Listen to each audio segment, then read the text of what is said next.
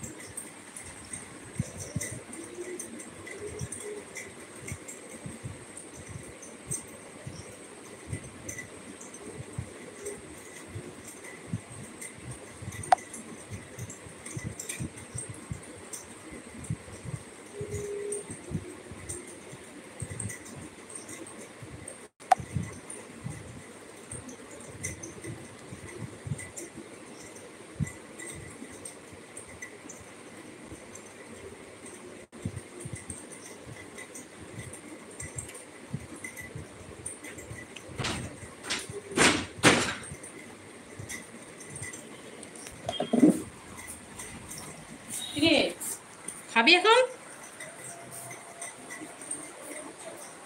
হ্যাঁ, 200 টাকা লাগবে। আর দুধের মধ্যে দিয়েছি জমা, এখন একটু দেয়নি। আর সবাই জমা দিলে তারপর আমি অর্ডার দেবো, তারপরে 15 দিন পরে দেওয়া। সাদা সাদা যেটা ম্যাডাম করে থাকে। আর রথের দিনে ছুটি নয়। হ্যাঁ, রথের দিনকে ছুটি নয়, ক্লাস হবে। আমি যাবো, কোন ব্যাপার? যাবো না।